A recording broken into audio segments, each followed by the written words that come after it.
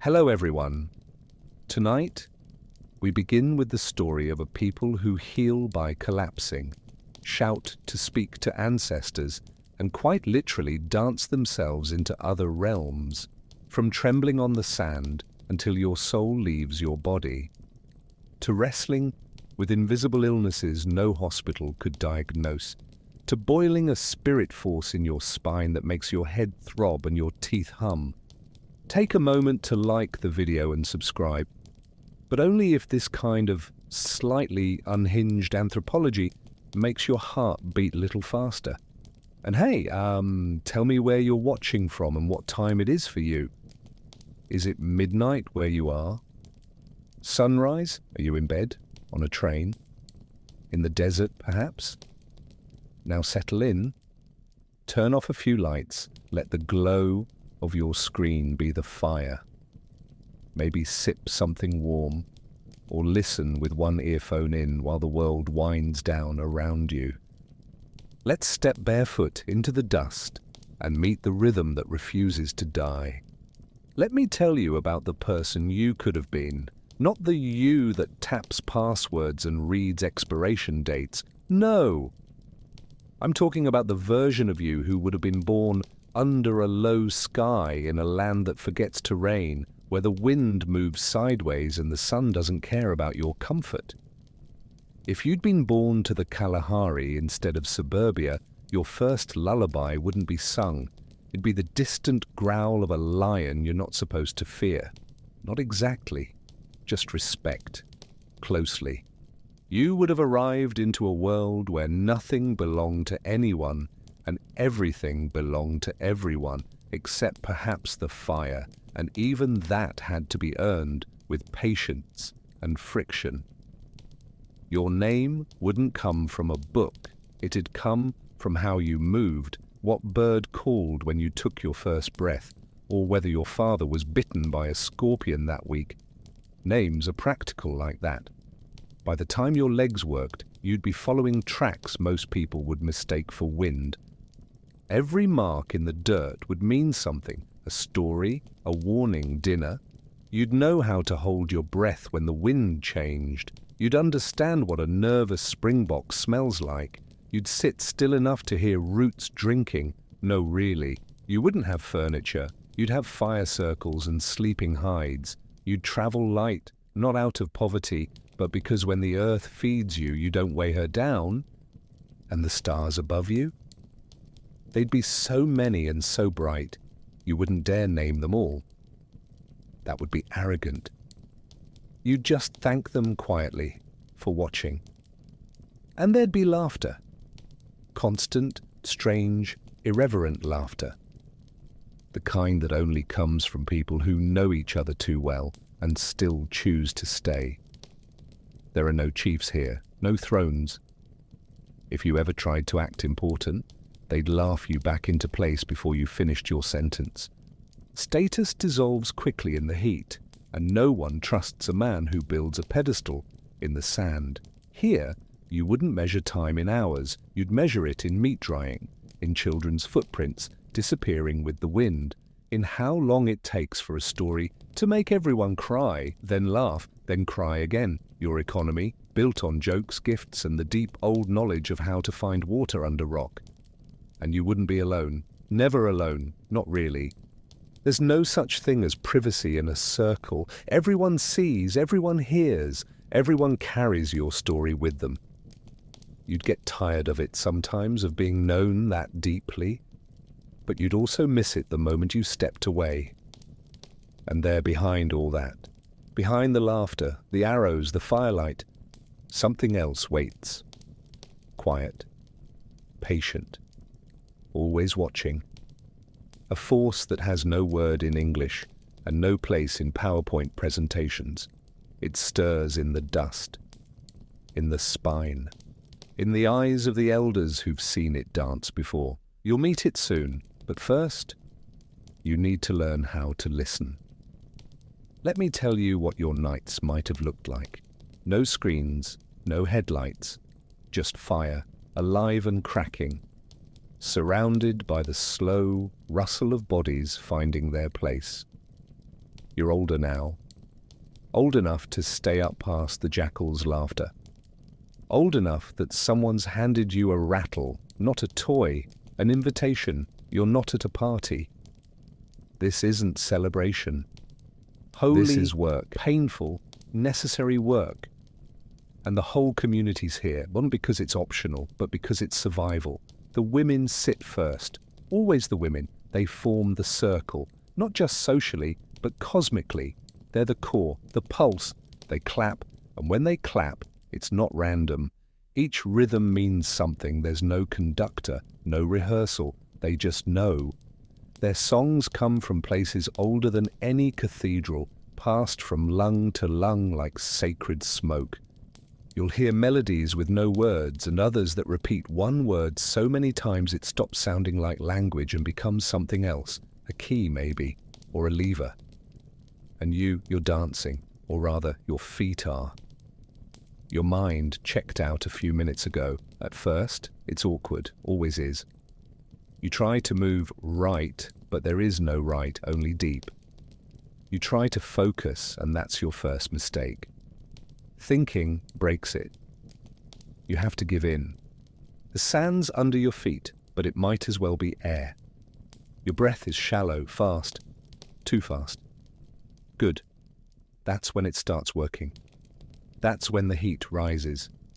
You feel it in your spine. Your skin prickles. The hair on your arms doesn't just stand up. It salutes. And somewhere inside you, something tight and ancient starts to boil. Yes, boil. There's really no better word for it. That's the thing about the trance dance. It's not a show. It's not entertainment. It's a weapon. A ritual of resistance against sickness, against death, against that creeping sense that something has gone wrong. And no one knows how to name it. The dance names it. The dance fights it.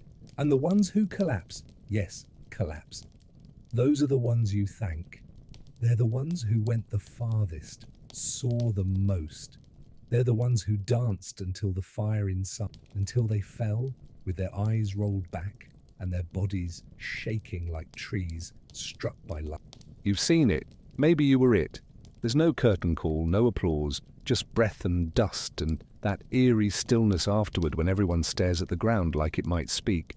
But it's not over, because now the has started to stir.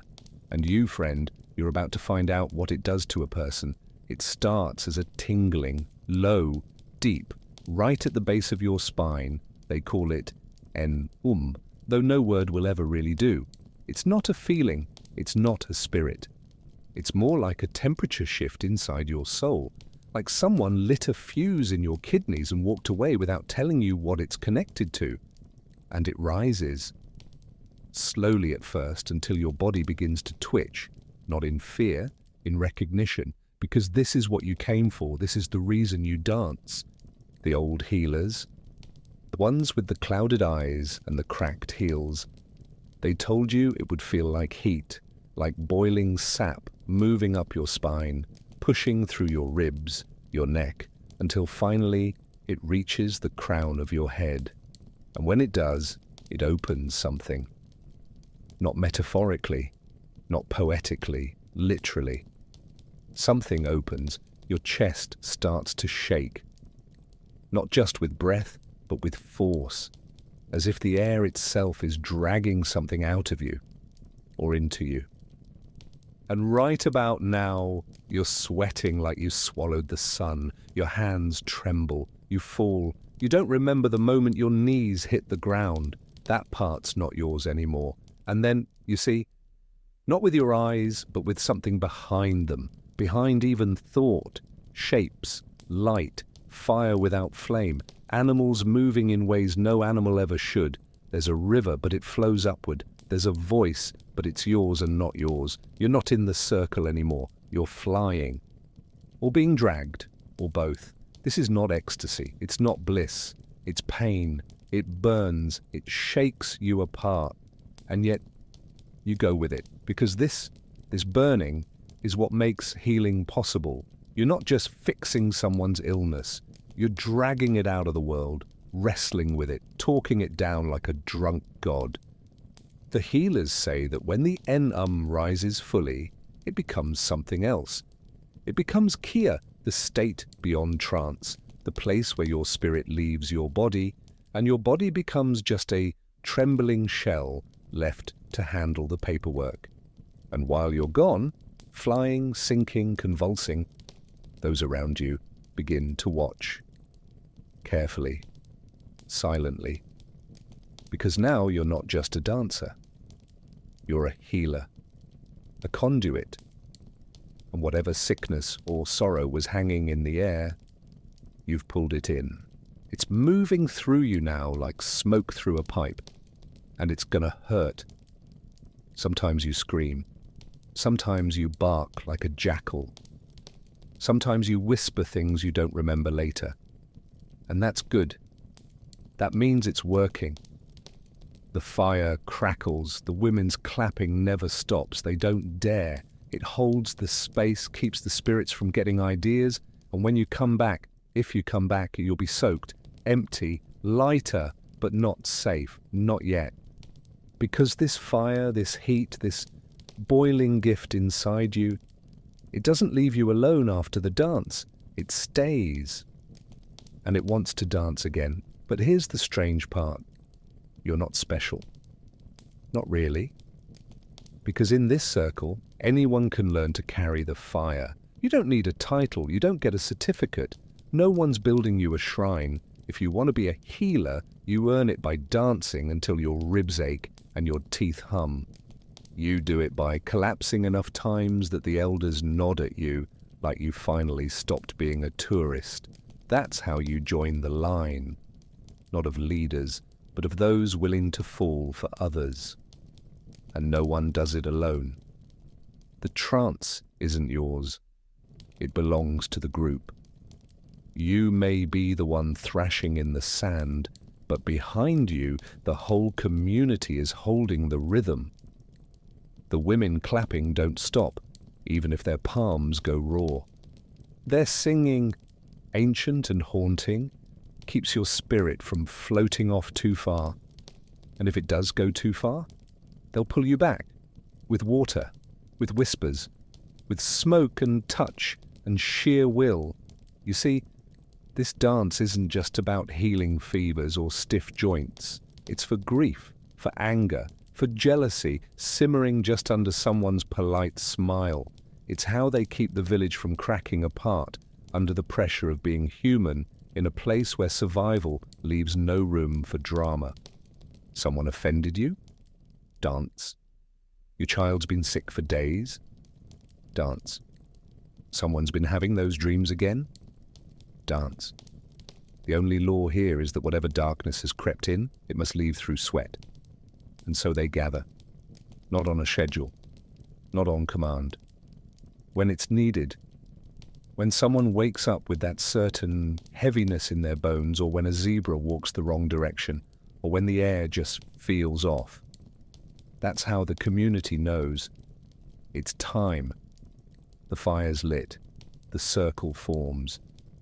And the women sing their ribs open once more. No one watches from the sidelines. That's not how it works. Even the babies are there, strapped to backs, bouncing gently to the beat of 1,000 years. Even the grumpy uncle who always complains, he's clapping. He remembers, he's danced before, he'll dance again. And it's not glamorous. You won't find anyone documenting it for their personal brand.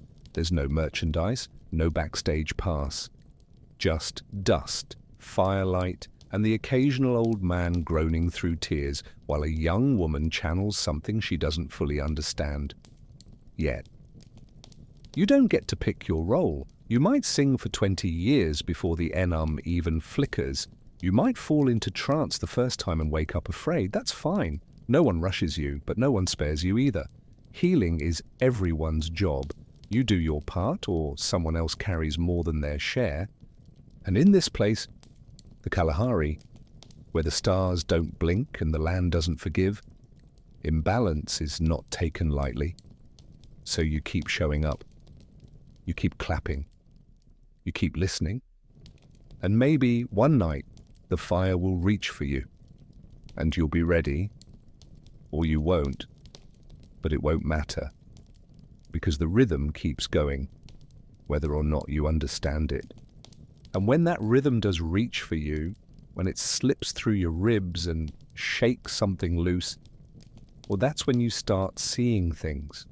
Not hallucinations, not dreams, encounters. Because in the San world, sickness doesn't come from nowhere.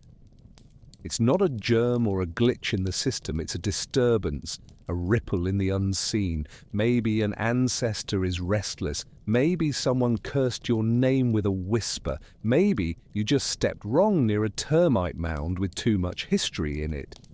Either way, things get off and someone's got to make them right. That someone is often the dancer lying on the ground with sand in their mouth and a nosebleed that no one seems particularly alarmed about. You see, when the trance really hits, when the boils over and becomes Kia, the spirit leaves the body. That's the whole point. You're not here anymore. Your body is here, sure, twitching on the edge of collapse, while a child nearby looks slightly concerned, but also slightly But you've gone walking. Where? Hard to say. The San call it the spirit world, but don't bother picturing clouds and harps. It's more like walking through memory, through metaphor, through everything that's ever gone wrong and might go wrong again. Healers describe flying, or turning into animals, sometimes both. One minute you're floating above the village, the next you're arguing with a hyena about your cousin's fever. The lines blur, and in this space things become obvious. That cough wasn't just a cough. That man's bad luck. Not random. There's something clinging to him, something cold, something hungry. And so you do what healers do. You wrestle it with your words, your body, your trembling breath. You demand it leave. Back in the waking world, your body twitches harder. Your jaw tightens. Your hands reach. Someone murmurs encouragement. Another pours water on your feet. The women keep singing. The rhythm keeps you tethered, a line between worlds. Without that rhythm, you might not come back. Some don't. And when it works, when the spirit is driven off, when the pain lifts, when the air shifts, no one cheers. They just know the sick person wakes up hungry. The angry man stops shouting. The children sleep better. The dogs stop pacing. Something invisible has been moved, and everyone can feel it. But you don't feel victorious. You feel wrecked. Your back aches. Your head rings. You might not remember much, just fragments. Smoke. animals, someone crying in a voice that didn't sound human. And, in your bones, it's not over. It never is. The spirits are paid. So is sickness. And sooner or later, someone will need help again. And you'll go back into the fire, into the circle, into the place where the dead lean too close and the world turns in. Because this is what healing looks like. Not white robes, but trembling legs, cracked lips, and a scream swallowed by And dust. in a world like this, where spirits hover just beyond the firelight and the living walk side by side with the dead, you might expect hierarchy, power, someone in charge to keep the cosmic plumbing from bursting. But no, here, no one's above the rest, not even the ones who leave their bodies twice a week and come back with sand in their hair and cryptic messages from a lizard. No priests, no gurus, no shaman-branded merchandise, just people, sitting, clapping, dancing. And that's the strange beauty of it. Power doesn't accumulate, it circulates. You don't rise by dominating, you rise by giving more, by enduring longer, by dancing until your knees betray you and the fire answers back. And when it's over, you go back to your place in the circle like nothing happened. Because that's what the dance teaches. Quietly, underneath all the noise. No one gets to stay important. Not for long. Everyone's needed. No one's indispensable. Even the most seasoned healer, the one whose hands have pulled fever out of babies and calmed fights before they exploded, she still has to show up, still has to clap, still has to sit beside the one who just collapsed for the first time and treat them like the fire chose well. The women, the women. They're not background singers in this ritual, they're the engine. Their clapping isn't just support, it's control. They hold the rhythm. They set the tempo. Their voices rise and fall like waves, and the whole dance rides on their breath. They don't enter trance usually, but they make trance possible. You, sitting in that circle, might never collapse, might never feel the enum boil up and crack you open like a seed pod. And that's fine. No one measures your value by how dramatic your trance is. They watch how you show up, how you support, how you carry the quiet weight of someone else's pain without making it yours. And when someone falls, the group doesn't flinch. They lean in, they protect, they cool your forehead with hands that know too much. Because the moment trance begins, you stop being just a person and start being the vessel through which the whole community gets lighter. There's no audience, no them and us. It's not a performance. It's not even sacred in the way we use that word. All stained glass and hushed tones. It's sacred like breathing, sacred like bleeding. Something done because not doing it would tear everything loose, and so they gather. Night after night, year after year, generation after generation. They gather not because they want to be healed, but because they know they will need to be, eventually. So they keep the fire ready, the songs sharp, the rhythm steady, and when the world tips, as it always does, they're ready to catch each other. Even if it means falling, but not all falling is visible. Some kinds happen slowly, under the surface, without ceremony or song, because the world these people dance in, and the world you've come to know through ash and breath and knees in the sand, it's not immune to outside weather. And by weather, I mean borders, governments, missions, clipboards. The slow, bureaucratic collapse of ways of living that don't fit into boxes labeled economically viable. You wouldn't have seen it coming at first. A well, a road, a school. Development, they called it. Progress with a smile and a truck full of vitamins. But soon, the hunting grounds were gone. So were the tracks. The dances still happened, yes, but quieter, less often. Watched, because eventually someone told them they were wrong. That the spirits weren't real, that trance was dangerous, that Jesus didn't like screaming. And the songs that had held the people together for millennia were suddenly labeled superstition. Noise, tribal nonsense. There were meetings, papers, permission slips, and always, always that look. The one that says we know better. The irony, of course, is that the people who knew how to live in a desert without killing it were now being told how to be civilized by people who couldn't find water if it screamed its location through a megaphone. In some places, the trance dance was outright banned. In others, it just faded. Because how do you dance if your fire has been moved? If your children are at school learning to forget? If the spirits you used to call have been replaced by schedules and fences, and yet, they kept dancing, even in secret, even in fragments, even when their land was stripped and their names were rewritten on someone else's map. Because you can remove a person from the land, but good luck removing the land from the person. And the San, they are the Kalahari. They carry it in their breath, in the way they sit, in the songs that still rise from their chests like something defiant and older than logic.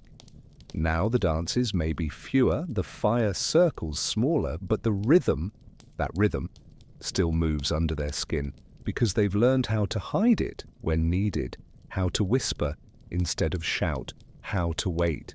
The spirits haven't left. they've just become more patient. And you, if you had been born into this world, you would have felt the difference. You would have known when a ritual was missing. You would have noticed the nights growing heavier, the dreams getting stranger. You would have seen what it costs to let silence fall where a song used to live. But the story doesn't end in silence, because there are still those who remember. And the fire, it turns out, only needs a spark. And here's the thing about fire. It doesn't need permission. It just needs oxygen. And when the sand gather around their circle, whether on ancestral land or in a fenced-off plot next to a mission building with peeling paint, something ancient still sparks, because even stripped of half their world, they never gave up the rhythm. And in the sand cosmos, rhythm is law. You might not notice it at first. The way voices fall into sync without command. The way everyone sits facing inward, not out. No platform, no front row, just a ring. And in that ring, balance. Not theoretical, not philosophical, real, breathing social balance, held in place by story, by laughter, and, when needed, by the trance dance. You'd notice there are no thrones. No one wears feathers to feel tall. If someone starts acting too important, the group gently cuts them back down to size with ridicule. A polite, public roasting. It's not petty, it's maintenance, like sharpening a tool. In this place, arrogance is a liability. It makes people sick. It makes the spirits restless. So they keep it trimmed with jokes. You wouldn't find a chief here, you'd find consensus, which sounds romantic until you've sat through a 3-day argument about who gets to move the fire pit. But even the arguing has rhythm. Everyone talks, everyone listens, eventually. Decisions are slow because fast decisions break things. Slow ones heal. And when conflict simmers, as it always does, when humans share too much dust and too little meat, it doesn't get hidden under rugs or behind walls. It gets danced out, literally. If you're angry, you show up to the trance dance. If someone hurt you, you sit across from them in the circle and watch them sweat through penance. The fire doesn't take sides. It takes everything, churns it in the sand, and spits out something clean. This is not justice in the way you might know it. There's no punishment, no court, just heat and dust, and the understanding that healing isn't just for the sick. It's for the connected, which is everyone, always. And maybe you get frustrated. You, with your neat definitions of right and wrong. You might want answers, consequences, but they just raise an eyebrow and ask you what good a grudge does in a world where you have to rely on the man who wronged you to find tomorrow's waterhole. You don't get to disappear into individualism here. You belong, whether you like it or not. And sometimes that belonging feels suffocating. But more often, The kind of safety that comes not from walls, but from being seen. Fully. Annoyingly. Lovingly. And when you collapse into trance, and the old woman steadies your shaking shoulders, she's not doing it because she pities you. She's doing it because next time it might be her. That's how circles work. They come back around because the only real crime here is forgetting you're part of one. So now you're part of the circle. Maybe not a healer yet, not fully, but you've danced, you've fallen, you've come back with your skin buzzing and your mouth full of ash. You've seen the way people look at you afterward, not like you're holy, like you're useful. And that's when the real cost starts to sink in, because you don't get to switch it off. That or the boiling spirit fire you once begged to feel, doesn't politely exit your spine after the dance. It lingers, it hums through your nerves at odd times. When you're hunting, when you're sitting quietly, when someone laughs and it sounds wrong. It's like your insides have learned to listen in a different key. The key of imbalance, the key of sickness. And when something in the community is off, it taps you on the ribs and says, "Do something." So you do. You dance again. You fall again. You burn again. And each time it gets a little heavier, not in a way that breaks you, in a way that remakes you. You start to notice the tremors behind people's words, the tightness in shoulders, the way someone laughs too loud and doesn't meet your eyes. And when you see it, you don't say much. You just show up early next time the fire's lit. You stand a little closer. You let the rhythm pull you under before the sick one even arrives. Because this is what being a healer means. It means carrying things no one sees. It means getting up after a collapse that left your muscles screaming and your teeth chattering and saying, "Yeah, I'm fine." It means sweating in the dark while your spirit stretches into places your language hasn't caught up to. And it's not glamorous. Your knees ache. Your back's a mess. You look like someone who's fought a dust storm with their face and lost. People give you strange glances in the daylight, especially when your gaze lingers a bit too long on their left shoulder because you thought you saw something there. But the worst part? You start to want it. The dance. The fire. The raw, electric moment where your body disappears and you become the trembling bridge between pain and peace. You start craving it. Not because it's fun, because it's right. Because without it, the world starts to feel wrong, heavy, out of step. You feel And yet, called. No one praises you. No one builds you a house or gives you a title. You're not paid. You're not protected. You're just expected. Like the fire, like the sand, like the stars that don't blink. Because here's the truth. Healers burn themselves to keep the circle balanced. And balance, as it turns out, is never free. And balance, it doesn't survive by accident. It's taught. Slowly, repeatedly, and almost always when you're not in the mood to learn. You don't wake up one day a healer, ready to roll your eyes back and chase off bad spirits like a spiritual exterminator. No, you start much earlier.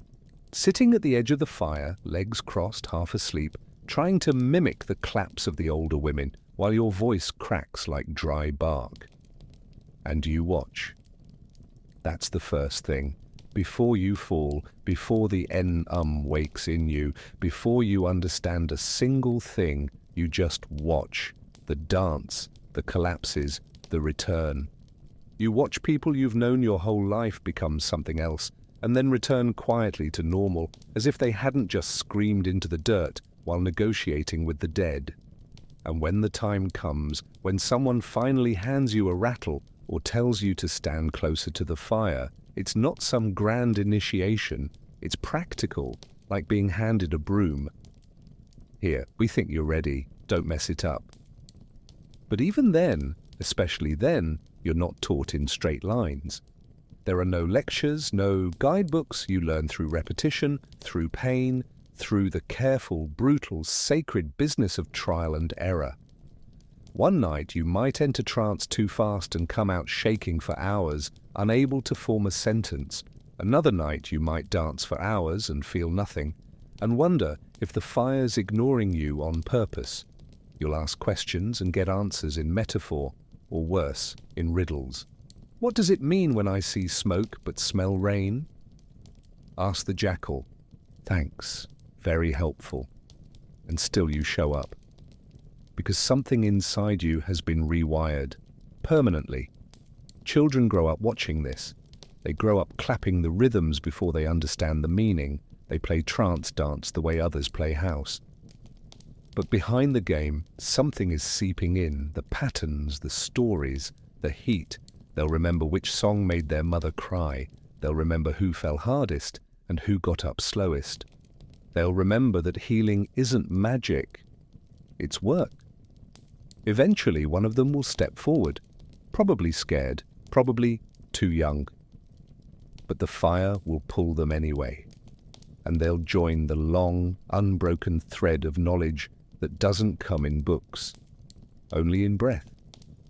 Because nothing about this is casual. It's an apprenticeship to the invisible. And the test isn't a ceremony. It's what happens the moment someone says, "We need help," and the circle looks at you, and you won't be ready. Not really, no one ever is. But you'll stand anyway, because the rhythm's already inside you. And it's not interested in waiting. And just when you found your rhythm, just when the enum fits in your bones like it was always there, the world changes again. Not the spirit world. Not the one with jackals and dead ancestors who tug at your dreams.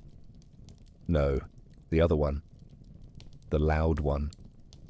With boots, with flags, with officials who don't understand the first thing about balance, but still insist on weighing everything. You don't remember exactly when it started. Maybe it was when the missionaries arrived, preaching that the only acceptable trance is the kind you can sit still for.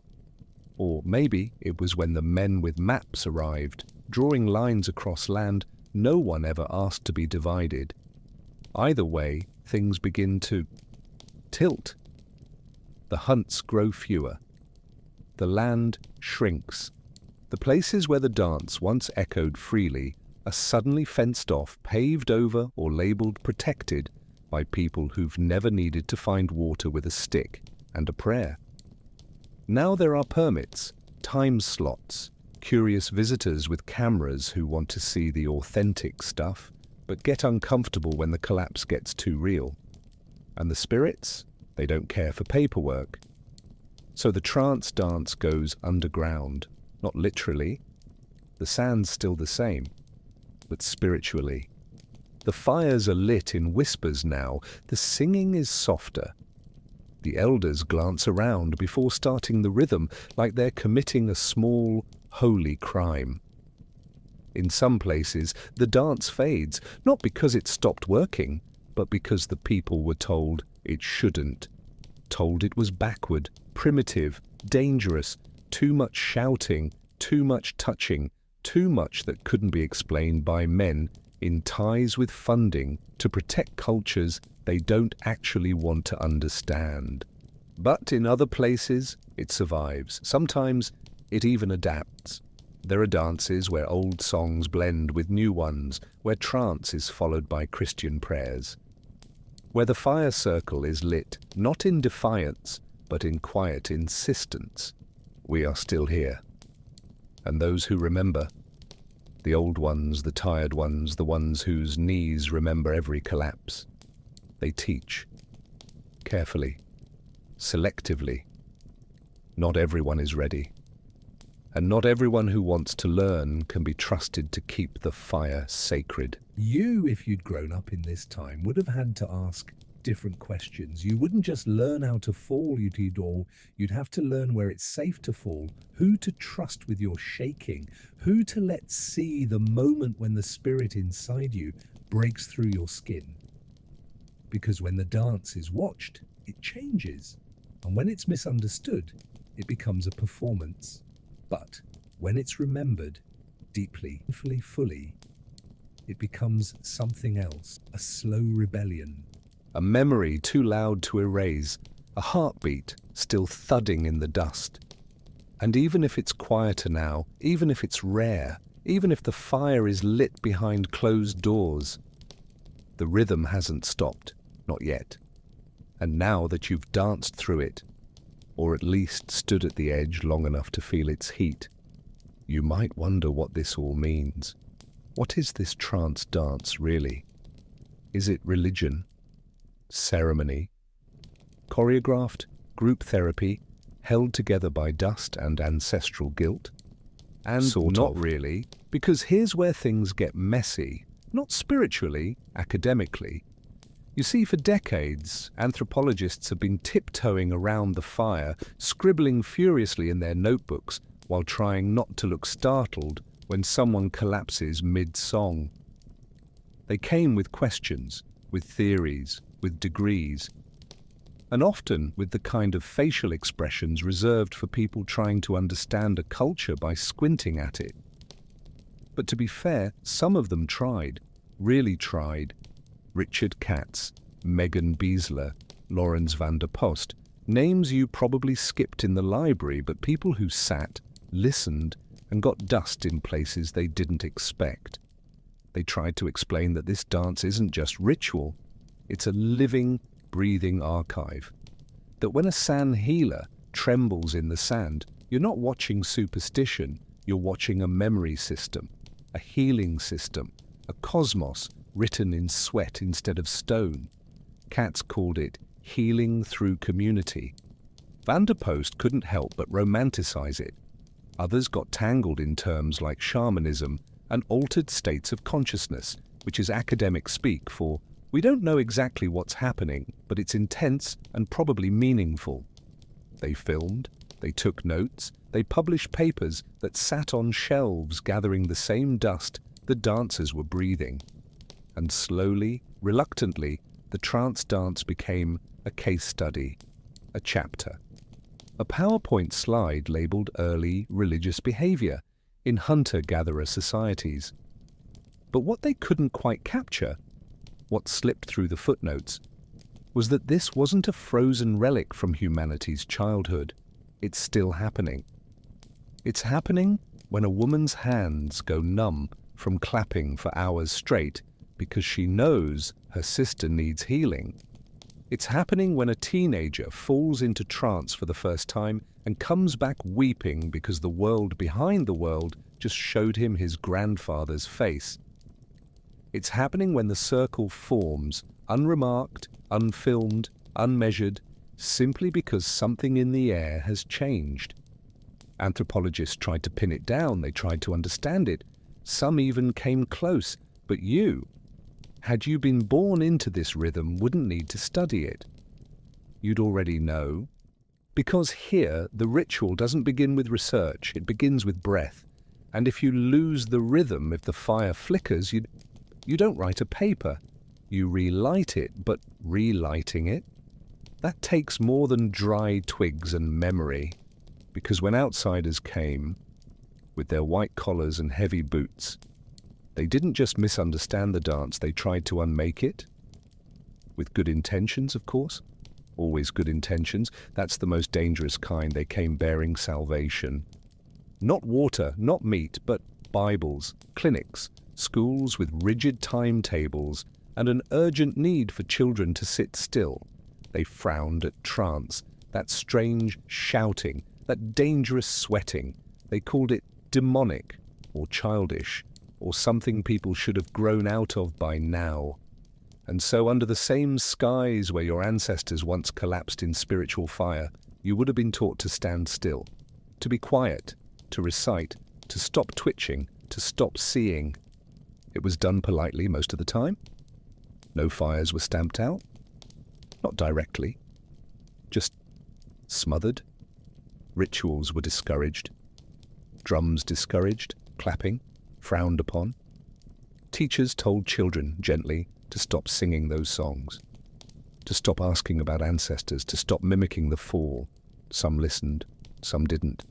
Some danced anyway, behind the trees, under silence, inside themselves.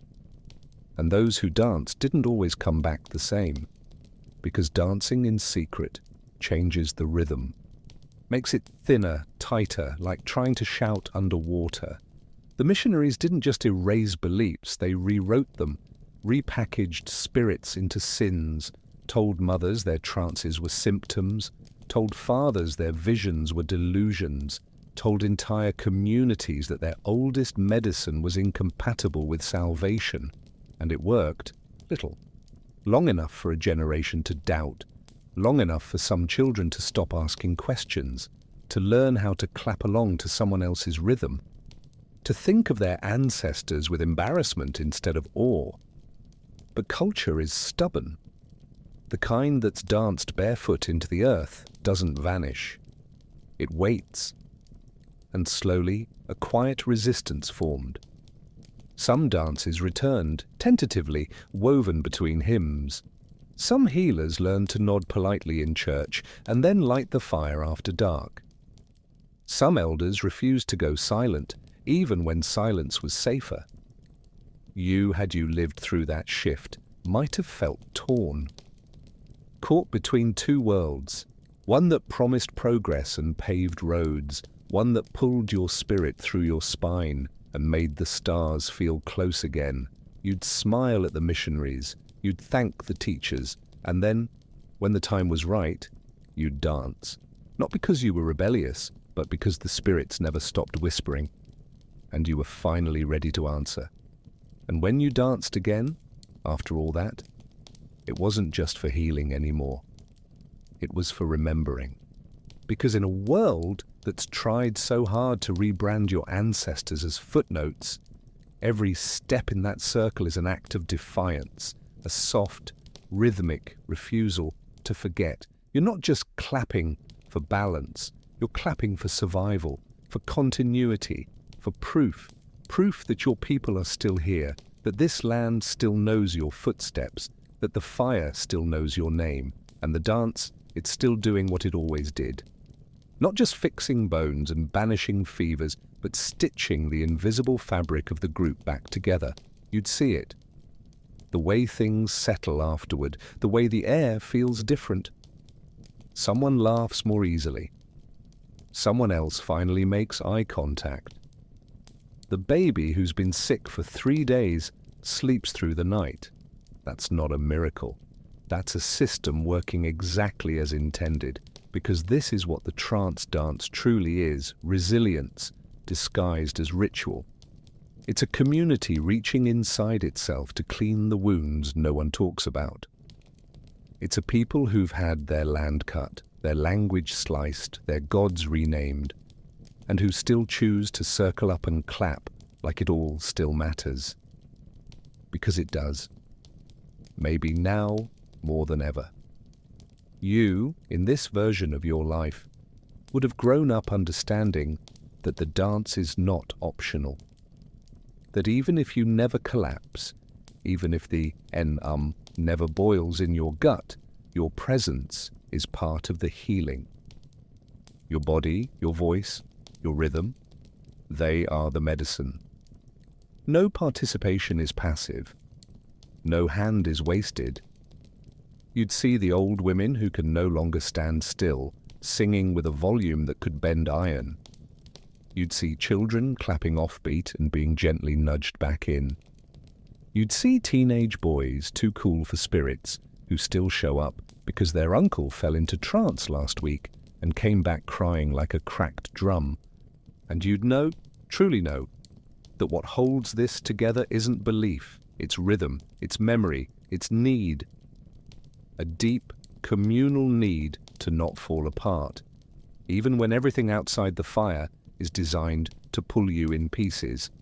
So yes, the dance still happens, not always in the open, not always with full strength, but it happens because when everything else is taken, land, language, dignity, there's still the body, there's still breath, there's still dust, there's still rhythm.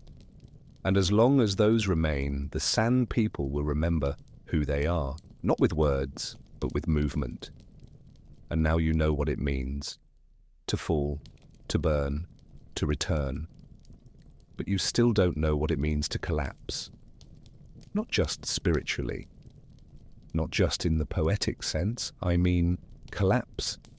As in your body giving out in front of everyone, your muscles seizing like they're being played by an invisible puppeteer who's forgotten the ending, your skin slick, your heartbeat a hammer, your jaw locked so tight you can taste your ancestors in your molars, because this is the moment everyone waits for. Quietly, respectfully, terrified. When a healer falls, it's not failure, it's the arrival, the sign that the has gone critical, that it's no longer moving through the body, but taking it over. And from here, anything can happen. You might groan. You might speak in tongues. You might scream the name of a dead relative who never liked you in life and still has questions. You might lie still for an hour, breath shallow, eyes blank, while the others circle you with chants and water and a strange mix of awe and practical concern. Because yes, you've entered the sacred realm. but also you might be overheating. And when you come back, when the twitching subsides, when your limbs are yours again, you're not the same. No one is. The collapse doesn't just take energy. It takes something else, something unnamed. And it leaves something behind too. You're lighter, also shakier, also starving, but more than anything, you're seen. The group saw you go there, they saw the collapse. And now they look at you like someone who's visited the back room of the universe and brought back a receipt. And the spirits? They saw it too. Sometimes they whisper after, sometimes they don't. Sometimes you find yourself weeping into your knees, not because you're sad, but because your body doesn't know what else to do with the weight it just carried. But here's the strange thing, you'll do it again, even knowing how it feels, even knowing what it takes, because the collapse isn't punishment, it's passage. You fall so someone else doesn't have to. You burn so the circle stays whole. And in the sand world, there is no greater gift, no higher act. So when you rise, knees dusted, lips cracked, they say some people fear death, others run from it.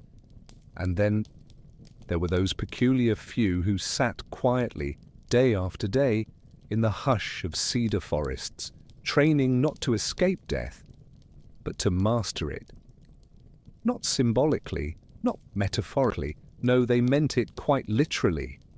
In the chill shadows of northern Japan, amid ancient stone temples that smell like moss and incense, a group of monks once did something so extreme, so patient, so appallingly serene that even the dead might raise an eyebrow. These men chose to mummify themselves alive, voluntarily, cheerfully even. And no, it wasn't a punishment, or a misunderstanding of medical science, or a performance art piece for future documentaries. It was devotion, silent, grueling, absolute. They weren't trying to die, exactly. Dying was just a byproduct. What they really wanted was to transcend, to become, quite inconveniently for modern sensibilities, living Buddhas. That is, corpses so pure, so incorruptible, that decay politely passed them by. And they weren't buried. Oh no, they buried themselves. This practice has a name, of course, they always do. It's called Sokushin Butsu, and it didn't belong to some forgotten fringe cult out in the rice paddies. It was part of Shingon Buddhism, one of Japan's most esoteric and, let's say, spiritually athletic traditions. It required decades of preparation, endless endurance, and a stomach for things like bark soup, isolation, and being sealed in a box underground. Alive. Now, if this is your first encounter with monks turning themselves into mummies without waiting for death to arrive naturally, well, buckle up, because the process is far worse and far more poetic than you might think. See, Sokushin Butsu wasn't about defying death. It was about working with it, courting it even, like a long, awkward date that ends with enlightenment and total bodily preservation. A monk didn't simply starve. No, that would be barbaric. He purified, slowly, meticulously. Every meal, every chant, every breath was another step toward the grave and beyond. But let's not get ahead of ourselves. To understand why a perfectly sane monk in 18th century Japan would spend a decade preparing to entomb himself in a pine box with an air pipe and a tiny bell, you have to understand where he came from, what he believed, what the world looked like when immortality wasn't a fantasy. It was a choice. And so to really begin this tale, we have to walk back in time into a mist-soaked Japan where mountains weren't just rock and root. They were portals. The body wasn't a prison, right? It was a vessel for awakening. And death? Death was just a particularly strict teacher. Shall we go? Now, before these monks sealed themselves up like human letters to eternity, They had to be convinced the post office would actually deliver. Which brings us, rather elegantly, to Shingon Buddhism, a spiritual tradition so intricate it makes quantum physics look like origami instructions. Founded in the 9th century by a charismatic overachiever named Kukai, or Kobo Daishi if you're feeling reverent, Shingon was esoteric, elite, and incredibly fond of rituals that the general public didn't understand and weren't invited to. Kukai, by the way, was no mild-mannered monk. He was a scholar, artist, calligrapher, mystic, and somehow had time to allegedly invent the Japanese syllabary in his spare hours.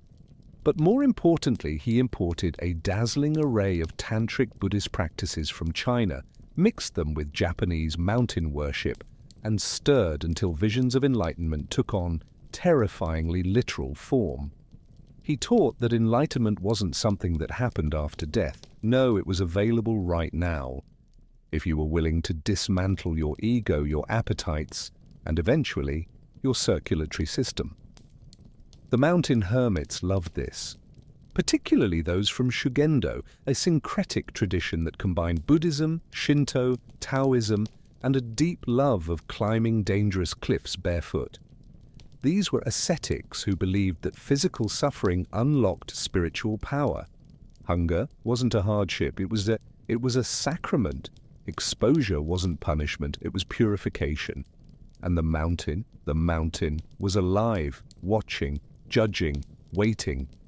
By the time Sokushinbutsu emerged in the 11th or 12th century, Japan had already woven together a tapestry of spiritual severity that made mortification of the flesh look almost fashionable. But the practice really bloomed during the Edo period, when the country was sealed off from the rest of the world, and isolation, spiritual, political, and geographical, became the norm. Entire regions operated like microcosmic kingdoms, and up north in Dewa province, now Yamagata prefecture, temples like Mount Udono's Dainichibo became strange little laboratories of immortality. This wasn't Egypt. There were no oils or linens, no pyramids, just cold stone, misty forests, and men in faded robes eating pine needles. And here's a thought. In the West, the dead rot and the soul is saved, but in Sokushinbutsu the body becomes the salvation. The flesh doesn't betray, it endures. It transcends. If preserved correctly, it proves something, not just faith, but mastery, a refusal to vanish. It's all very poetic, in a bleak, bone-rattling way. But let's be honest, it's also deeply unsettling, because while other religions might promise eternity with a wink and a hymn, these monks were busy making visible, undeniable proof. Mummies that didn't just suggest sanctity. They were sanctity, sitting there in glass cases, staring back at you with hollowed eyes that once chanted sutras in the dark. And the public? They came, they knelt, they whispered, some cried, some brought offerings, because what do you do in the presence of a man who willed his body not to rot? You listen, and if you're like me, you ask how. The path to self-mummification wasn't something you stumbled into after a bad week at the monastery. No. This was a spiritual marathon run at a glacial pace, where each step was a tiny death, and each choice shaved off another layer of the self. Sokushinbutsu wasn't a ritual. It was a lifestyle. One that began with food, of course, as all terribly human things do. Enter the first phase, Makuji Kigyo, literally tree-eating training, and it's exactly what it sounds like. For 1,000 days, yes, 1,000, the aspiring mummy would adopt a diet consisting almost entirely of roots, nuts, bark, and berries foraged from the surrounding forest. Think of it as the original raw vegan cleanse, except there were no cheat days, no spirulina, and no one clapping for you on Instagram. Just the occasional pine cone and the knowledge that this wasn't about health. It was about desiccation, because the goal wasn't wellness. It was the slow, deliberate removal of moisture and fat from the body. Fat, you see, goes rancid.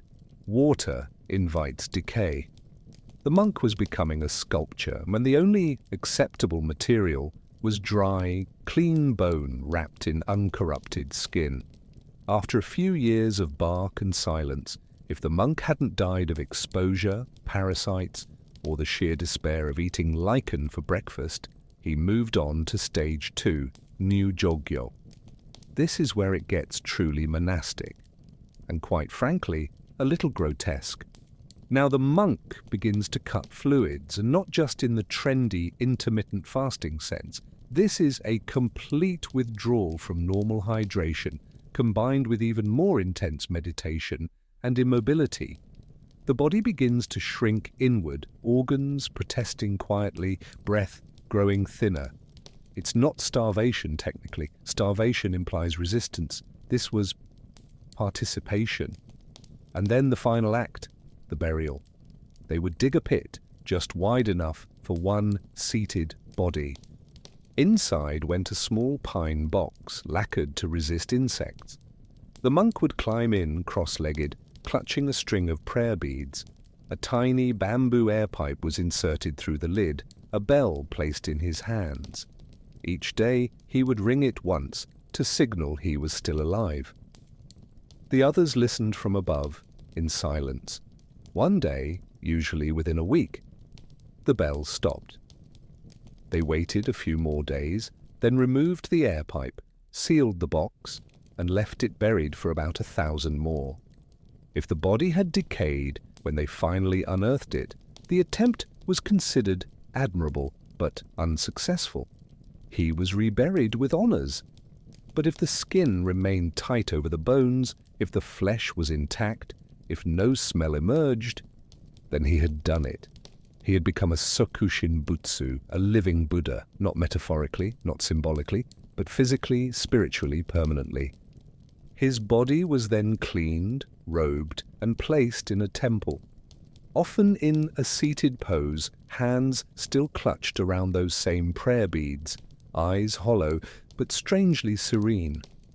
Visitors came from villages and mountains afar, kneeling before him as if his silence might somehow still whisper wisdom. And maybe it did. Because in a culture where ancestors linger, where spirits dwell in trees, and where the line between human and divine is thinner than the silk of a monk's sleeve, these mummies weren't relics. They were present tense. They still are. But before we go lighting incense in their honor, we should ask, why do this at all? Why take the body, that clumsy, failing, leaking thing, and push it so far beyond its limits? Was this some elaborate cosmic dare? Or was there, buried beneath the silence, an even deeper hunger, one for permanence in a world that promises none? Let's sit with that thought a moment. You might assume a man who willingly transforms himself into a preserved corpse is either deranged or desperate. But that's because you're thinking like someone trying not to die. These monks weren't escaping death, they were collaborating with it, curating it, designing the afterlife like an architect who prefers brick to metaphor. In their view, mummification wasn't death, it was transcendence, but not the flashy Hollywood kind with choirs and clouds. No, it was Buddhahood in the flesh, quite literally. The idea was that by purifying the body and spirit through extreme asceticism, one could awaken to the truth before death arrived. And by aligning every cell, every heartbeat, and every moment of breath with the teachings of the cosmos, the flesh itself would refuse to decompose, not because of embalming, but because it had been made holy. Now that's commitment, but here's the twist that makes it all deliciously eerie. These monks didn't do this for themselves, not exactly.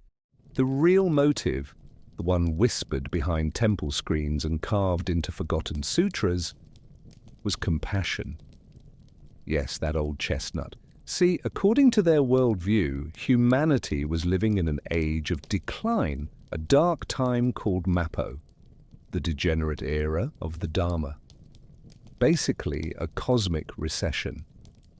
The teachings of the Buddha were waning, the world was falling apart, and the hope of salvation felt like a faded scroll at the back of a dusty shrine.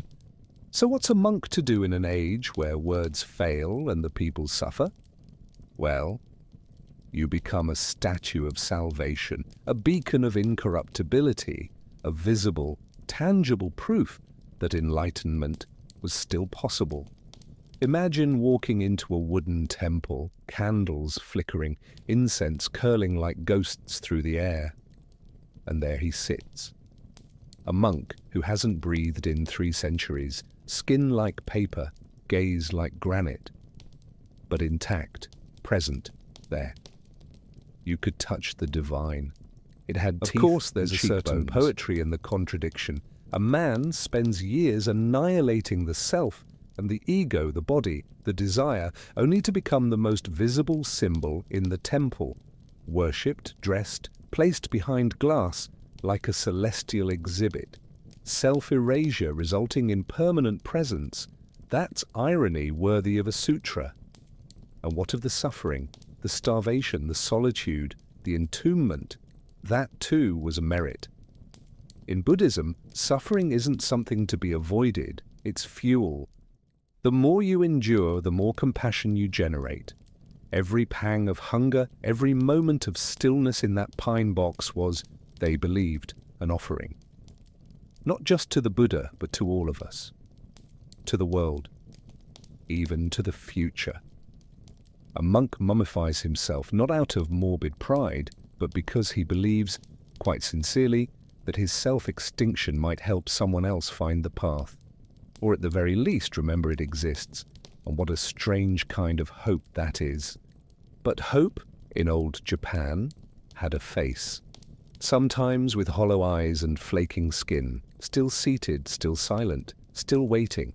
So what did the people do when they met these living relics? How did they react? These villagers, travelers, peasants in straw sandals who wandered into the presence of the undying?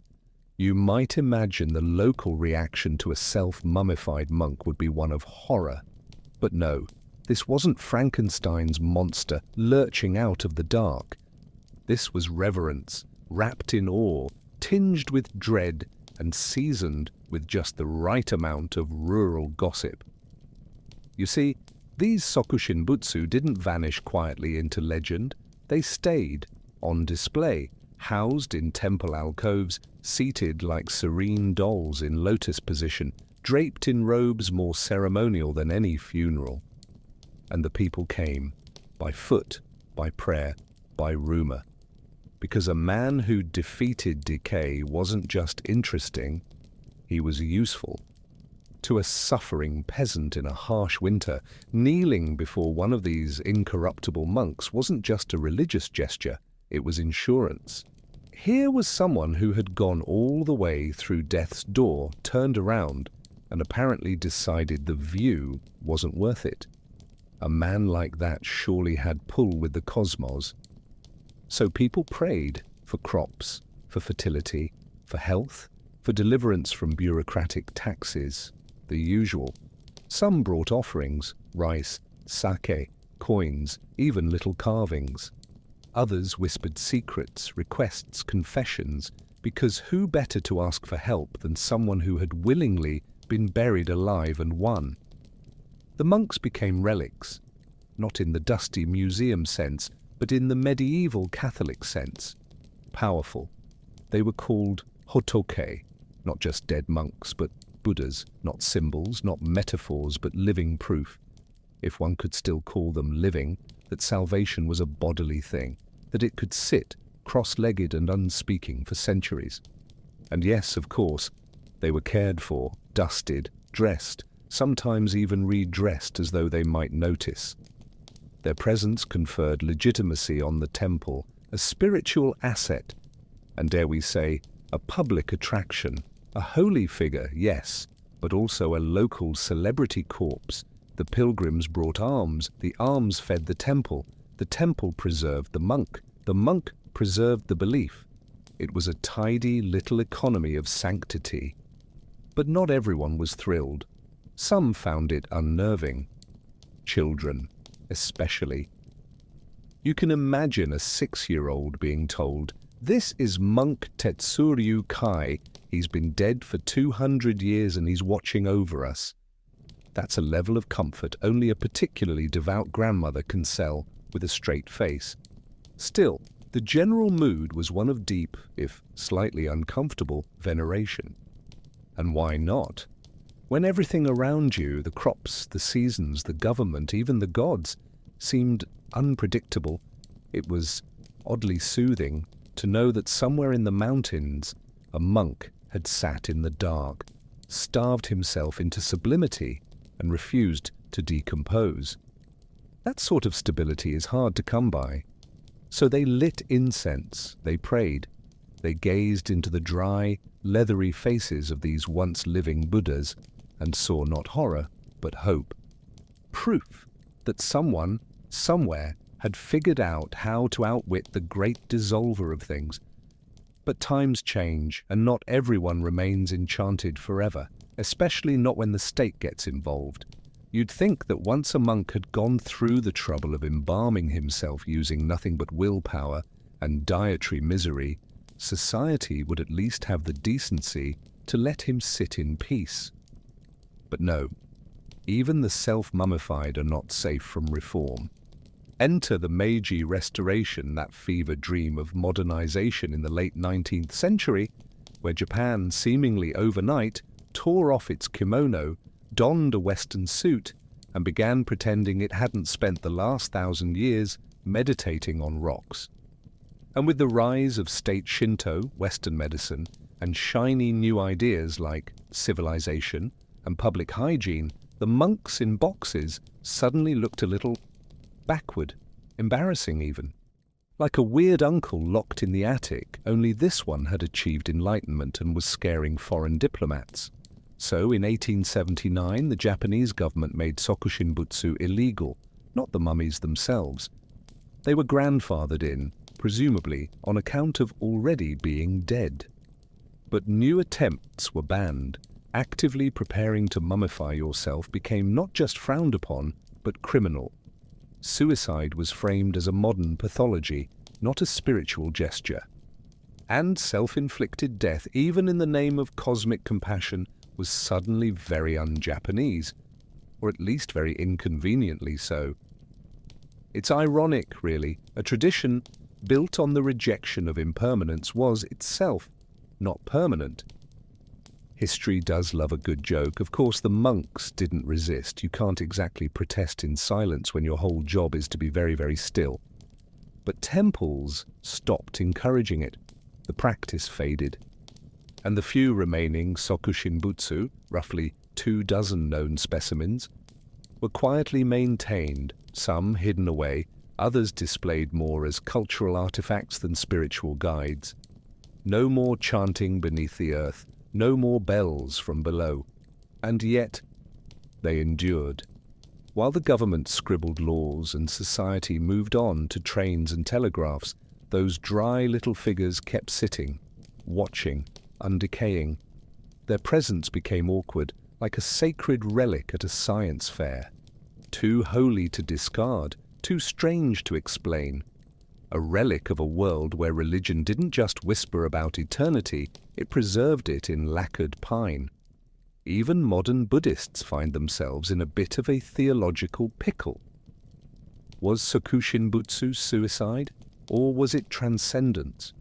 On the one hand, it's clearly self-inflicted death, something most Buddhist traditions discourage for obvious karmic reasons. On the other, it was an act of ultimate discipline, selflessness, and spiritual mastery. A kind of anti-suicide, if you like, where the goal isn't to escape suffering, but to absorb it completely until not even the worms dare enter. Some schools quietly praise it, others awkwardly sidestep it. Medical ethics, for their part, prefer not to think about it at all. There's no checkbox on a hospital form for currently undergoing posthumous spiritual crystallization. And yet, despite the bans, the debates, and the slow creep of neon and neonates, the Sokushinbutsu remain. Their silence louder than any doctrine. Their stillness stubbornly alive in the cultural memory. They are In a word, unresolved. And maybe that's the point. Because in the end, what are we left with? Not just the husks of men, but the husks of an idea. That death, decay, and disappearance are optional. That the body can become prayer. That a man can sit so long and so still that even impermanence forgets to knock. But their story doesn't end with a law or a shrine. No, it lingers. In tourism, in myth, in the shiver down your spine when you see a photo of those leathery monks, still cross-legged, still staring. The world may have moved on, but they haven't. And strangely enough, they're still useful. You'd think that once a monk had gone through the trouble of embalming himself using nothing but willpower and dietary misery, society would at least have the decency to let him sit in peace. But no, even the self-mummified are not safe from reform. Enter the Meiji Restoration, that fever dream of modernization in the late 19th century, where Japan, seemingly overnight, tore off its kimono, donned a Western suit, and began pretending it hadn't spent the last 1,000 years meditating on rocks. And with the rise of state Shinto, Western medicine, and shiny new ideas like civilization and public hygiene, the monks in boxes suddenly looked a little backward, embarrassing even, like a weird uncle locked in the attic, only this one had achieved enlightenment and was scaring foreign diplomats. So in 1879, the Japanese government made Sokushinbutsu illegal. Not the mummies themselves, they were grandfathered in, presumably on account of already being dead. But new attempts were banned. Actively preparing to mummify yourself became not just frowned upon, but criminal. Suicide was framed as a modern pathology, not a spiritual gesture. And self-inflicted death, even in the name of cosmic compassion, was suddenly very un-Japanese, or at least very inconveniently so. It's ironic, really. A tradition built on the rejection of impermanence was itself not permanent. History does love a good joke. Of course, the monks didn't resist. You can't exactly protest in silence when your whole job is to be very, very still. But temples stopped encouraging it. The practice faded. And the few remaining Sokushinbutsu, roughly 24 known specimens, were quietly maintained, some hidden away, others displayed more as cultural artifacts than spiritual guides.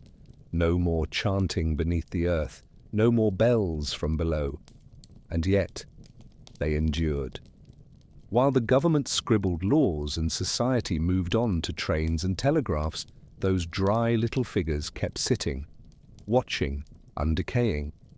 Their presence became awkward, like a sacred relic at a science fair, too holy to discard, too strange to explain, a relic of a world where religion didn't just whisper about eternity, it preserved it in lacquered pine. Even modern Buddhists find themselves in a bit of a theological pickle. Was Sokushinbutsu suicide, or was it transcendence? On the one hand, it's clearly self-inflicted death, something most Buddhist traditions discourage for obvious karmic reasons. On the other, it was an act of ultimate discipline, selflessness, and spiritual mastery, a kind of anti-suicide, if you like, where the goal isn't to escape suffering, but to absorb it completely, until not even the worms dare enter. Some schools quietly praise it, others awkwardly sidestep it. Medical ethics, for their part, prefer not to think about it at all. There's no checkbox on a hospital form for currently undergoing posthumous spiritual crystallization.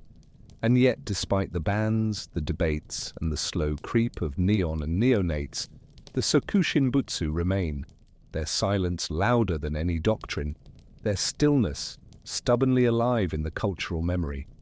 They are, in a word, unresolved. And maybe that's the point. Because in the end, what are we left with? Not just the husks of men, but the husks of an idea that death, decay, and disappearance are optional. That the body can become prayer, that a man can sit so long and so still that even impermanence forgets to knock. But their story doesn't end with a law or a shrine. No, it lingers. In tourism, in myth, in the shiver down your spine when you see a photo of those leathery monks, still cross-legged, still staring.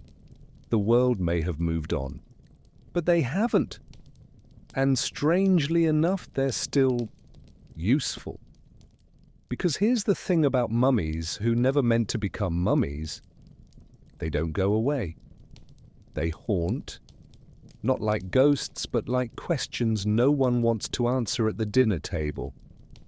And so the Sokushinbutsu linger, not just in their glass cases, but in the margins of anthropology, quietly defying every category we try to shove them into. You could say they're relics of religious extremism, but that feels lazy. The world's full of people doing strange things for God, and none of them look this composed. You could say it's a cultural quirk, a Japanese oddity, like vending machines that sell neckties. But again, it's not quite right.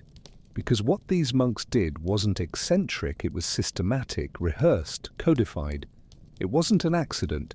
It was a statement, only carved not into stone, but into flesh. So what are they? They're proof, perhaps, that impermanence isn't as absolute as we'd like to think. Buddhism of all traditions preaches that everything falls apart. But these men, these stubborn little monastics from the mountains, politely disagreed. They offered their bodies as counter-arguments, and remarkably, the world agreed, or at least it preserved the evidence. And so we're left with this delicious contradiction. Monks who practiced self-erasure, now immortalized. Individuals who claim to transcend the ego, now enshrined with their names, their histories, their dried little faces, smiling, like they know something we don't. Anthropologists, naturally, are both delighted and confused. The Sokushinbutsu sit at the intersection of ritual, identity, cosmology, and spectacle. They aren't just dead monks. They're texts. Bodies that tell stories, bodies that refuse interpretation, bodies that participate in ongoing cultural dialogues long after the soul, presumably, has wandered off to better realms. And then there's the modern twist, tourism. Yes, of course we turned them into destinations, wouldn't you? Temples like Dainichibo still draw thousands of visitors. Buses pull up, shoes come off, cameras are quietly, or not so quietly, slipped from pockets. People stare, whisper, shiver. Some laugh nervously, some cry. The irony is painful. Monks who rejected worldly attention now double as travel brochure icons. But it's not all commercial. There's something deeper at work. Even now, in the age of sushi emojis and same-day shipping, people kneel, they pray. Not to be preserved, necessarily, but to understand, to connect, to brush, even momentarily, against a kind of conviction so absolute it outlasted the bones it lived in. And of course, pop culture came knocking too. You'll find Sokushinbutsu cropping up in horror films, anime, Reddit threads, conspiracy theories, always cloaked in a bit of misunderstanding and a lot of aesthetic. The mummy monk becomes a symbol, a trope, a narrative device. But that too is a kind of immortality, isn't it? In the end, what the Sokushinbutsu achieved wasn't just personal transcendence, it was cultural recursion. They became symbols that loop. Bodies that ask, what is a good death? What is a holy life? What happens when devotion collides with anatomy? And perhaps most hauntingly, what if you could leave something behind that doesn't rot, doesn't fade, and doesn't let the world forget you were here? Now, whether you find that comforting or terrifying, well, that's your business, but the monks are still waiting. There's something uniquely human about inventing new and interesting ways to suffer, not just enduring pain. That's easy, that's universal, but crafting it, shaping it, calling it. There's something uniquely human about inventing new and interesting ways to suffer, not just enduring pain. That's easy, that's universal, but crafting it, shaping it, calling it sacred, and then passing it down like grandma's soup recipe. That's where things get creative. In medieval Europe, pain wasn't just a byproduct of life, it was a spiritual technology, a divine currency. If pleasure was the devil's calling card, then pain surely belonged to God. And the more of it you could endure, or better yet, inflict on yourself with composure and a scriptural quote or two, the purer your soul. Or so the logic went. Mortification of the flesh had many flavors, from the artisanal hair shirts of monastic circles to the artisanal self-flagellation of, well, everyone else. There were chains around thighs, whips of knotted cord, iron girdles, rocks in shoes, silence, starvation, and occasionally a bit of joyful bone cracking. All done in the name of purification, because nothing says eternal love quite like opening your own wounds in rhythmic cadence while chanting psalms with tears and mild dehydration. The body, after all, was the problem. Soft, greedy, full of urges and inconvenient appetites. It had to be subdued, tamed, broken like a mule until it stopped whispering impure suggestions during Mass. There was no shortage of creative monks ready to lead by example. Pain in this world wasn't simply tolerated. It was choreographed, ritualized, it had rhythm. You see, the right amount of suffering, applied at just the right moment, could supposedly soften even the most calcified sin. It was a kind of mystical exfoliation, scrub your soul raw enough, and maybe the heavens would crack open just enough to take notice. And lest you think this was all private, cloistered stuff, the quiet agony of isolated zealots behind abbey walls, think again. There were parades, public processions of half-naked penitents, backs glistening with blood, walking barefoot through cobbled towns as people whispered prayers, wept, or simply stared with that same morbid curiosity you see in modern drivers passing a crash site. Some found it inspiring, others found it theatrical, a few found it suspiciously performative, but none of them looked away. And beneath all this, humming like a hymn through cracked lips and open wounds, was one persistent idea, that pain cleanses, that by hurting the body, one could purify the soul. It's a motif you'll find repeated with unsettling enthusiasm across centuries and across faiths, always dressed in slightly different robes. Of course, none of this sprang out of nowhere. There were older texts and older wounds, references, examples, sacred models of how to bleed correctly in the name of the divine. And one in particular tends to cast a very long, thorny shadow over this entire business. The justification for all this bleeding wasn't dreamed up by some eccentric hermit with a fondness for iron straps. No, it came straight from the top, from Scripture itself, dense with metaphors that medieval minds took quite literally.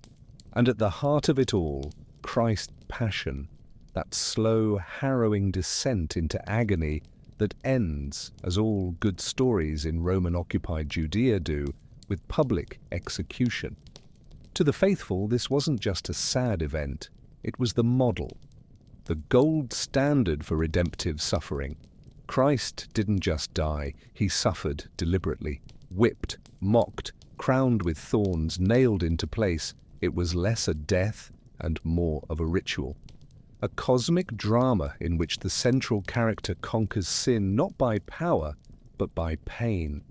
So when a medieval monk picks up a whip or slides a cilice around his thigh, he isn't being creative, he's imitating, reenacting, aligning his own fragile, sinful body with the sacred torment of the divine.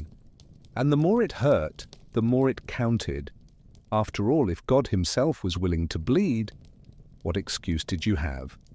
Biblical endorsement helped.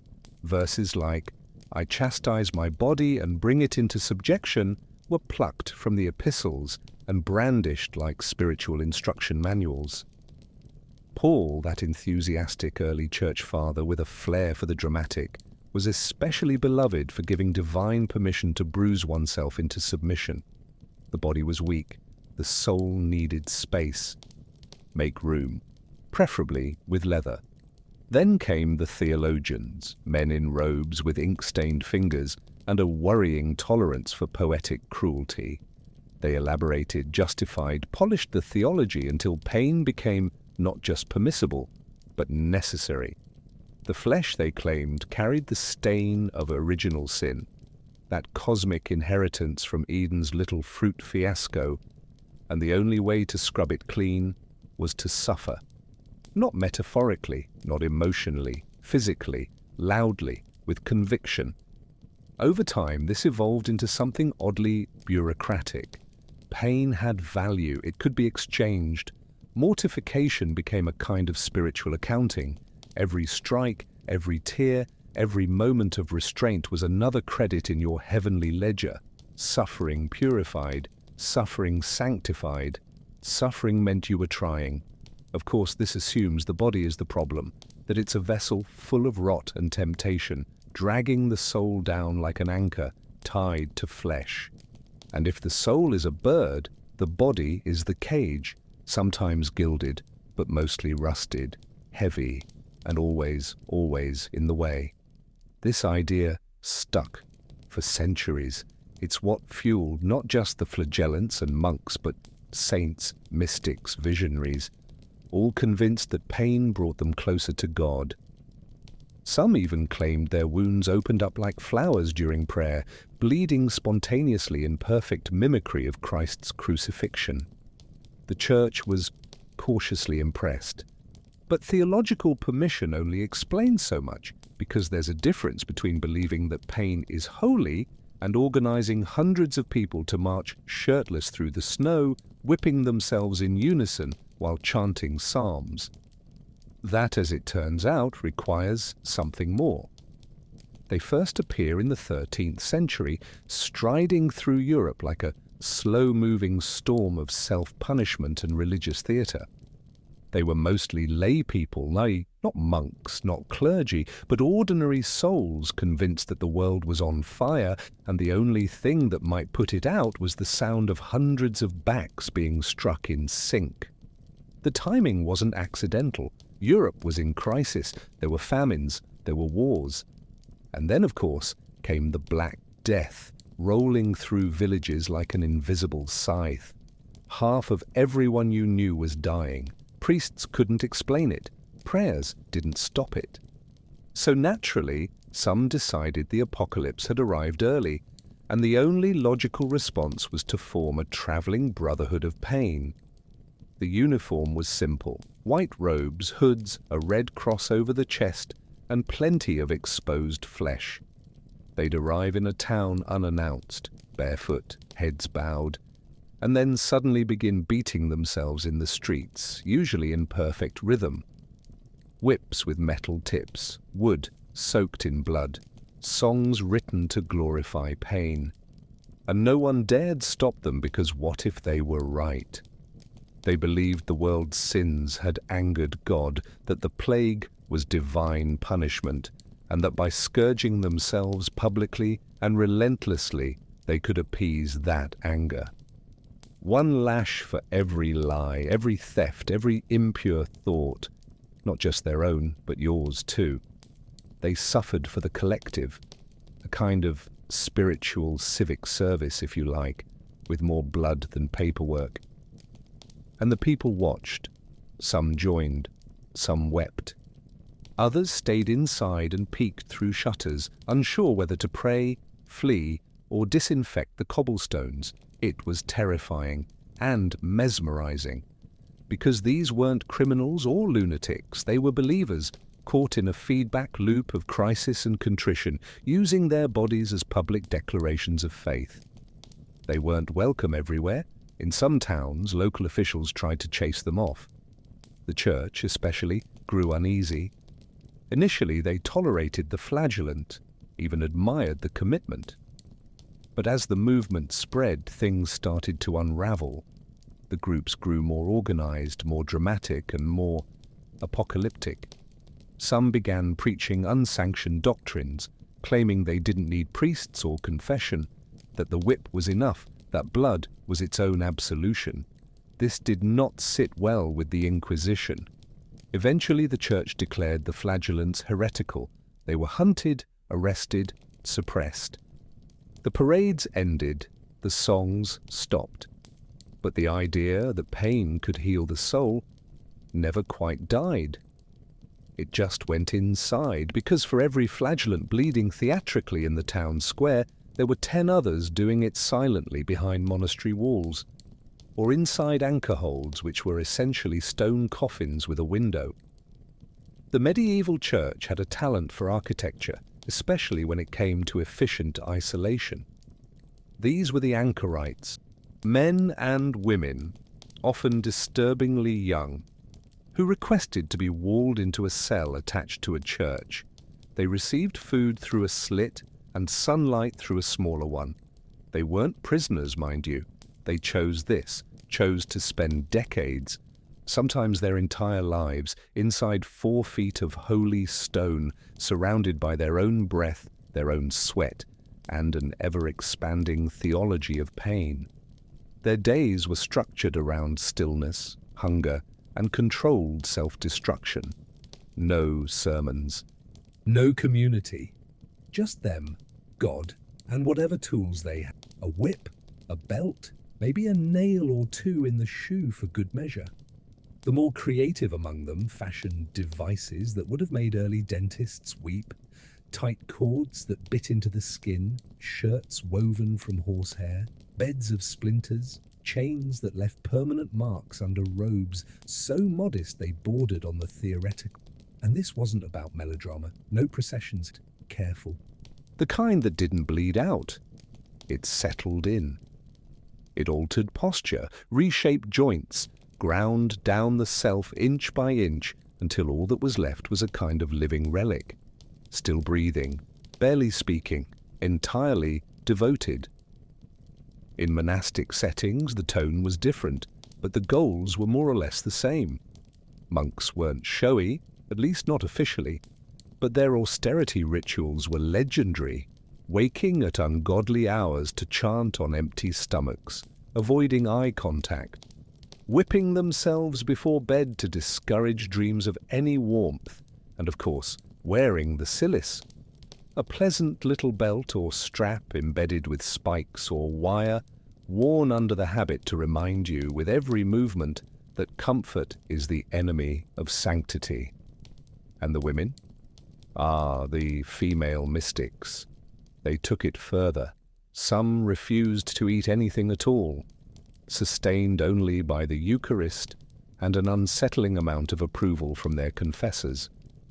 Others begged for humiliation, to be beaten, to be ignored, to be crucified emotionally, symbolically, and occasionally in practice. Saints were made this way, or at least canonized after they died, preferably of something poetic. Pain in these settings wasn't just purification. It was a language, a private, wordless way of speaking to God. If others couldn't understand, well, that was kind of the point. They weren't performing for the world. They were negotiating with eternity, using their own nerves as bargaining chips. And still, the line between sacred and sickening blurred constantly. At what point does devotion become self-harm? Who decides whether you're a saint or just profoundly unwell? The church, as usual, tried to decide. Sometimes it approved, sometimes it quietly recoiled. It depended on timing, gender, reputation, politics. But no matter the ruling, the practice never stopped. It merely shifted. It became quieter, more structured, less blood, more theology. And eventually, as centuries passed and cities rose and fell, and modernity started peeking in through the shutters, mortification found new uniforms and new tools, some of them made of leather, others made of logic.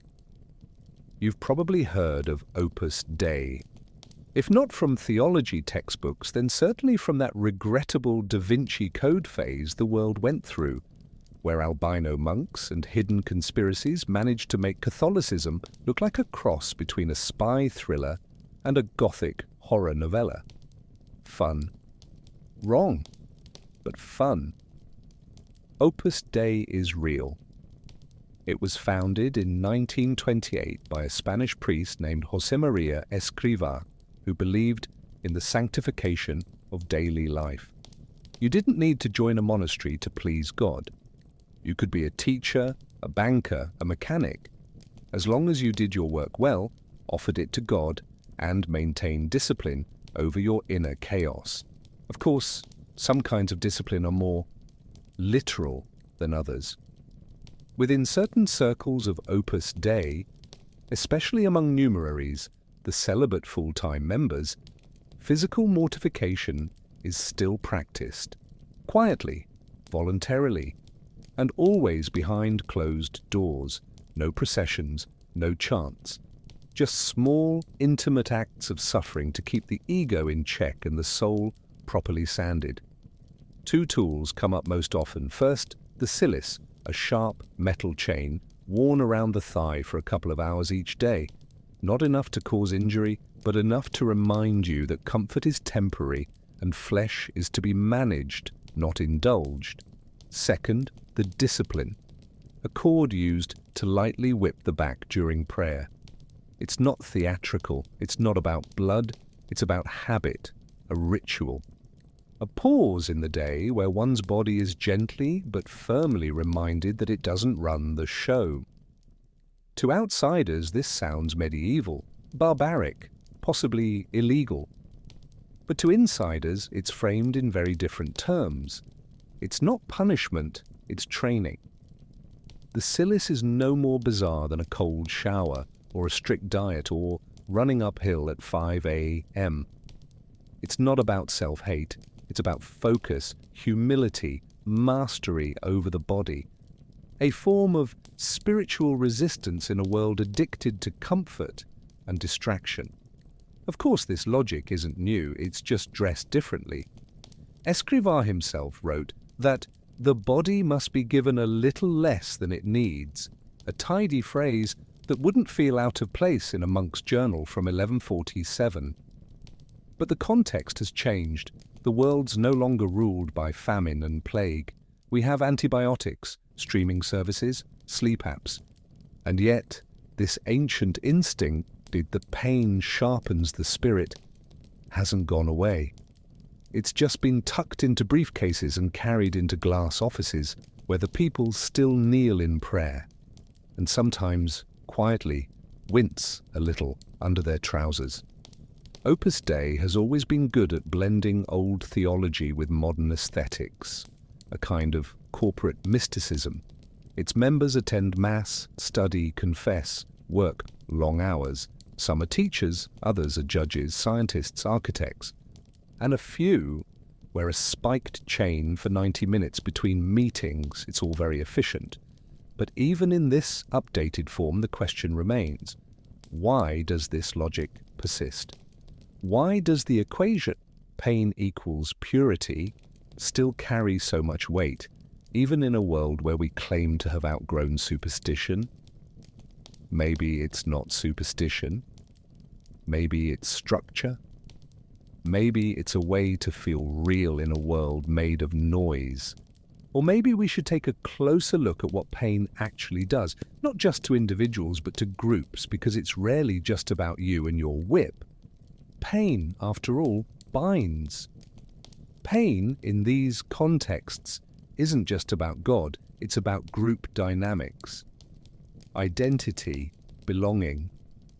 When everyone's bleeding, you stop asking why and start asking if you're doing it right. There's a strange democracy in shared suffering, a kind of egalitarian misery where your self-worth is measured not in words, but in how well you flinch in silence. In a flagellant procession or a cloistered cell, pain creates social order. Hierarchies aren't just built on robes and titles, they're etched into skin. The more you endure, the more authority you gain. Mortification becomes currency, the body a ledger. Discipline becomes not just personal, but performative. The ones who suffer best, who suffer longest, get remembered, canonized even. Their biographies are soaked in wounds. And the real twist? Most of this happens in environments where speaking openly is discouraged, where emotion is moderated and confession is structured, and the soul is supposed to whisper, not scream. In that vacuum, pain becomes a language, not a cry, but a code. A way of showing sincerity, loyalty, piety, without ever having to raise your voice. This dynamic breeds a particular kind of self-regulation. You don't need someone watching over you, not when you've already internalized the gaze. The rulebook lives under your skin now. You'll tighten the silice a bit more tomorrow. You'll kneel longer, eat less, sleep worse. No one told you to, but you'll do it anyway, just to feel like you still belong. There's also a curious kind of moral clarity in pain. A sense that you're doing something real, something costly. In a world of indulgence, abstaining, or better yet, hurting, feels like defiance. You don't need to justify your beliefs with words. Your bruises will explain them better than theology ever could. Of course, it's not always noble. Sometimes mortification becomes a performance of virtue, a way to show you're more devout, more disciplined, more holy than the man beside you. And at that point, the whip becomes less of a tool and more of a prop. But even at its most sincere, this kind of ritual suffering walks a very fine line. Between ecstasy and pathology, between transcendence and trauma, because the body remembers even when the soul insists it was for a higher cause. Psychologically, it's not hard to see the appeal. Pain disrupts the ordinary. It cuts through doubt like a blade through linen. It narrows the mind to a single point of sensation, a pure moment where all confusion is burned away. Some call that mysticism. Others call it dissociation. The result, either way, is silence, the kind that feels divine. And what happens to a group built on that silence? It gets tight, intimate, insular, bound not by logic or shared taste, but by mutual, unspoken suffering. The group becomes home, the ritual becomes identity, the pain becomes the proof. But proof of what, exactly? That's the riddle, isn't it? Perhaps we can find an answer, or at least a better question, by looking at how all this pain was turned into symbol, how the body became text, how scars were read like scripture. Pain, once ritualized, stops being noise and becomes language, and nowhere is that more literal than in the way medieval Christianity used the body as a kind of parchment. You don't just bleed, you write.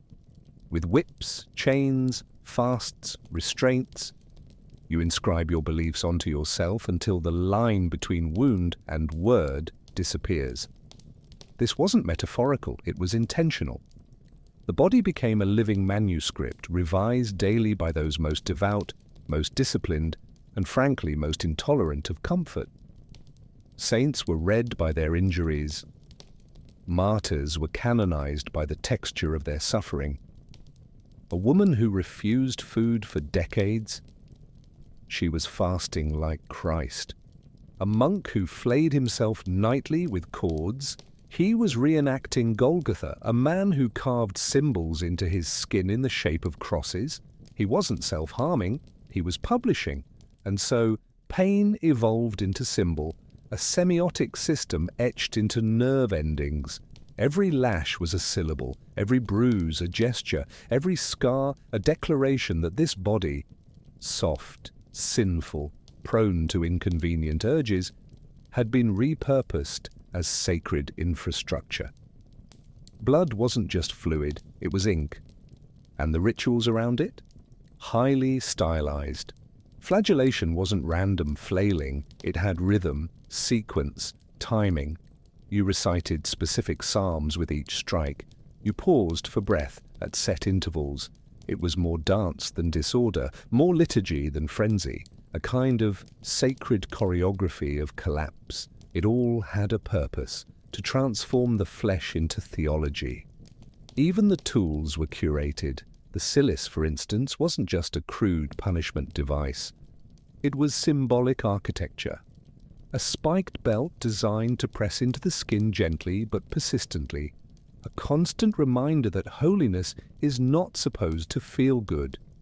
It was the spiritual equivalent of sleeping with a rock under your mattress to build character, except the rock is made of iron and it leaves marks you hope God will notice.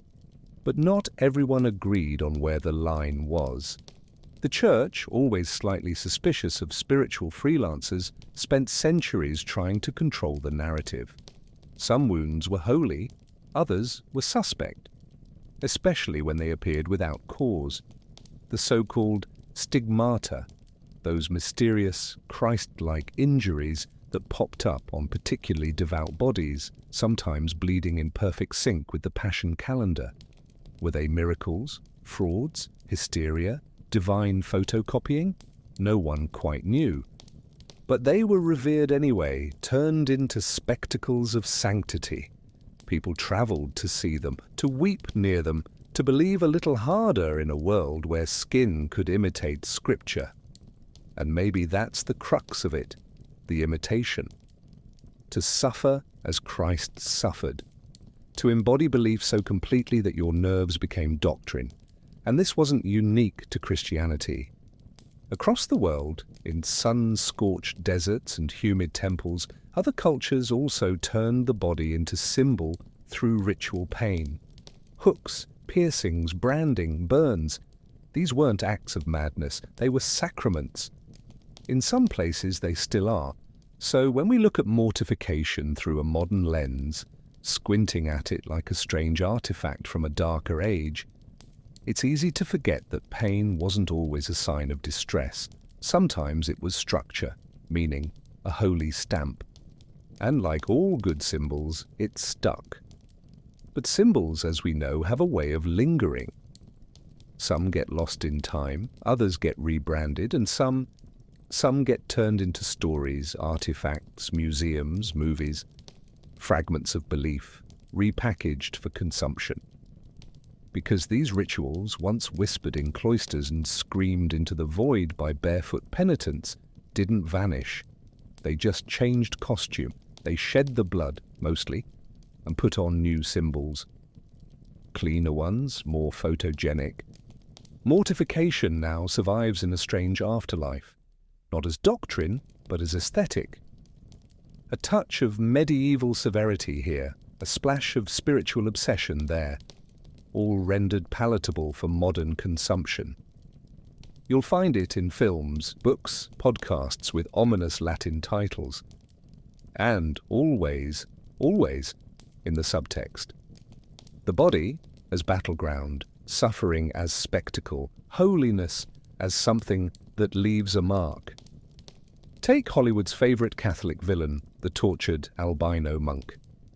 Cloaked in shame and shadows, self-flagellating under his robes like he's trying to punish his way into sainthood.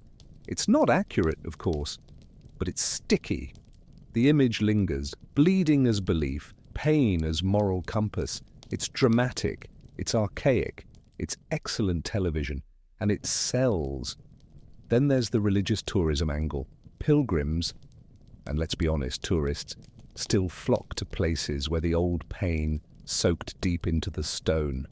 Monasteries with iron whips preserved in cases. Hair shirts carefully mounted like holy taxidermy. Wax figures of saints with terrifyingly realistic wounds. You can buy tiny replicas, read pamphlets, light candles. It's devotion maybe, but it's also voyeurism, a chance to get close to suffering without actually participating. To peer into the rituals of old and say, with a shiver of relief, thank God we're more civilized now, while secretly wondering what it would feel like to believe something that hard. Even in secular culture, mortification leaves fingerprints.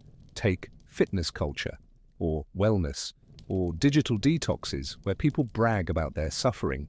No sugar, no screens, no joy for 30 days. The language is different, sure, but the structure's familiar. Suffering as proof of sincerity, discipline as redemption, pain as personal upgrade. And still deeper, in certain corners of modern Catholicism, small groups continue these practices quietly. They wear cilices. They fast beyond reason. They pray until the edges of themselves blur. They aren't trying to make headlines, they're trying to be good, the old-fashioned way. Meanwhile, anthropologists and theologians write essays with long titles about the phenomenology of pain. Psychologists debate whether self-inflicted suffering is pathology or devotion. Artists turn saintly wounds into oil paintings. And, somewhere in Spain, a museum polishes a medieval discipline whip before opening the doors at 10 sharp. Because pain, it turns out, never really goes out of style. It just rebrands, from penance to performance, from salvation to spectacle, from blood-stained linen to sanitized myth. The rituals have ended, but the hunger for meaning, for purity, for some kind of visceral contact with the divine, that remains.